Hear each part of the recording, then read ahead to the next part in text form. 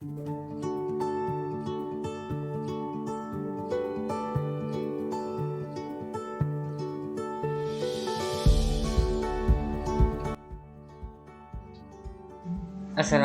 warahmatullahi wabarakatuh.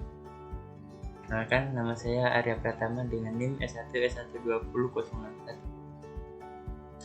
Baik, pada kesempatan kali ini saya akan membahas materi tentang sistem operasi. Langsung saja, sebuah sistem operasi dapat dibagi ke dalam beberapa komponen utama seperti para pengguna, perangkat keras, serta perangkat lunak. Bisa dilihat pada gambar abstraksi komponen sistem komputer. Para pengguna atau user ini merupakan pihak yang memanfaatkan sistem operasi tersebut. Para pengguna di sini bukan saja manusia, namun mungkin membentuk program aplikasi lain ataupun perangkat komputer lain. Perangkat keras atau hardware ini berbentuk benda konkret yang dapat dilihat dan disentuh. Perangkat keras ini merupakan inti dari sebuah sistem, serta penyedia sumber daya atau resource untuk keperluan komputasi. Di antara para pengguna dan para perangkat keras, terdapat sebuah lapisan abstrak yang disebut sebagai perangkat lunak atau software. Secara keseluruhan, perangkat lunak membantu para pengguna untuk memanfaatkan sumber daya komputasi yang disediakan perangkat keras. Perangkat lunak secara garis besar dibagi lagi menjadi dua, yaitu program aplikasi dan sistem operasi. Program aplikasi merupakan perangkat lunak yang dijalankan oleh para pengguna untuk mencapai tujuan tertentu. Umpama, kita menjelajahi internet dengan menggunakan aplikasi browser, atau mengubah atau mengedit sebuah berkas dengan aplikasi editor. Sedangkan sistem operasi dapat dikatakan merupakan sebuah perangkat lunak yang membungkus perangkat keras agar lebih mudah dimanfaatkan oleh para pengguna melalui program-program aplikasi tersebut. Sistem operasi berada di antara perangkat keras komputer dan perangkat lainnya, perangkat aplikasi lainnya.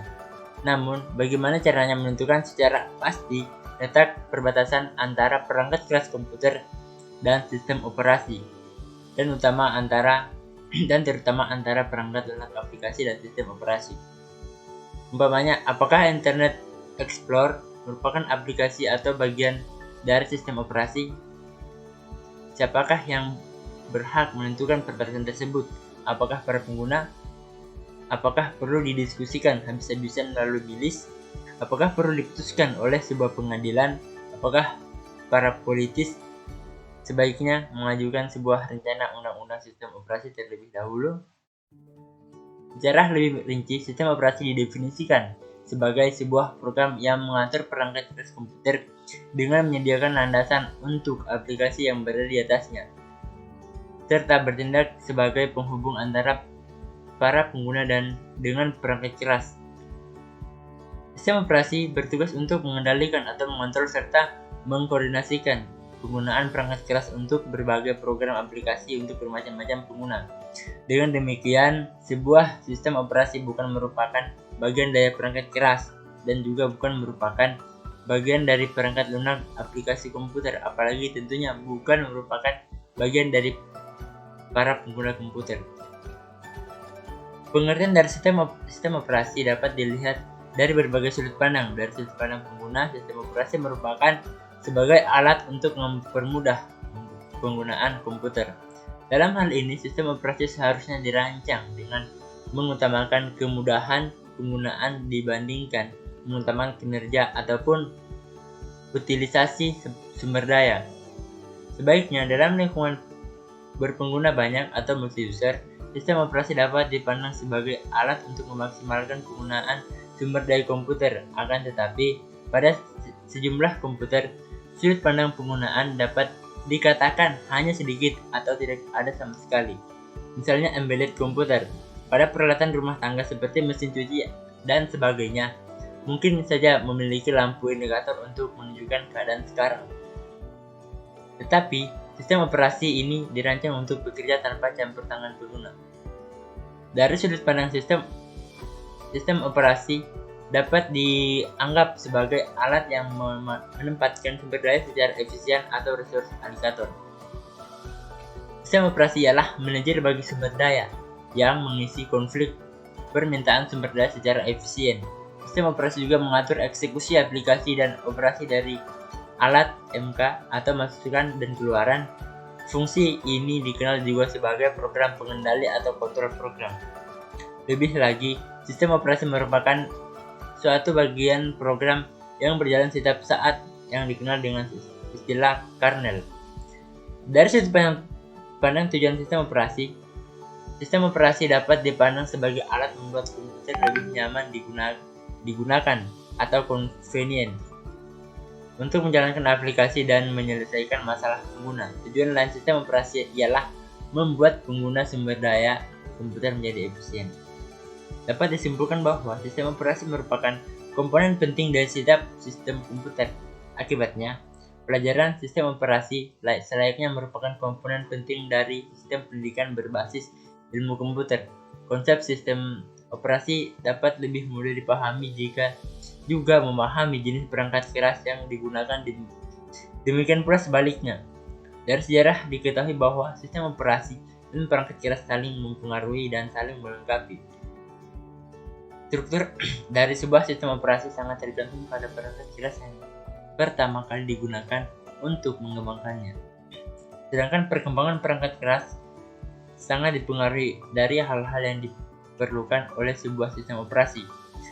Dalam bagian-bagian berikut ini akan diberikan berbagai ilustrasi perkembangan dan jenis sistem operasi beserta keras. Kita menuju pada sejarah perkembangan.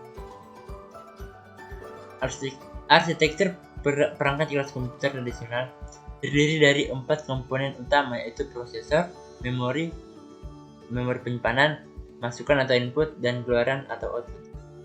Model tradisional tersebut sering dikenal dengan nama arsitektur von Neumann. Pada saat awal, komputer berukuran sangat besar sehingga komponennya dapat memenuhi sebuah ruangan yang sangat besar. Sang pengguna menjadi programmer dan sekaligus perangkat menjadi operator komputer juga bekerja di dalam ruang komputer tersebut. Walaupun berukuran besar, sistem tersebut dikategorikan sebagai komputer pribadi atau PC. Siapa saja yang ingin melakukan komputasi harus memesan atau antri untuk mendapatkan alokasi waktu rata-rata 30-120 menit. Jika ingin melakukan komputasi Fortran, maka pengguna pertama kali akan meload kompilator Fortran yang diikuti dengan load program dan data. Hasil yang diperoleh umpamanya alokasi pesanan hasil yang diperoleh biasanya berbentuk cetakan atau printout. Timbul beberapa masalah pada sistem PC tersebut, umpamanya alokasi pesanan harus dilakukan di muka. Jika pekerjaan rampung sebelum rencana semula, maka sistem komputer menjadi idle atau tidak digunakan. Sebaliknya, jika pekerjaan rampung lebih lama dari rencana semula, para calon pengguna berikutnya harus menggunakan hingga pekerjaan selesai. Selain itu, seorang pengguna kompilator Fortran akan beruntung jika menggunakan Fortran. Namun jika pengguna sebelumnya menggunakan COBOL, maka pengguna Fortran harus meload masalah ditanggulangi dengan menggabungkan para pengguna kompilator sejenis ke dalam suatu kelompok batch yang sama. Medium semula yaitu puncard diganti dengan tape. Ini merupakan arsitektur komponen von Neumann, di mana masukan atau input diteruskan oleh prosesor atau CPU, diteruskan keluaran output, dan terusnya terbagi menjadi memori. Selanjutnya terjadi pemisahan tugas antara programmer dan operator. Para operator biasanya secara eksklusif menjadi penghuni ruang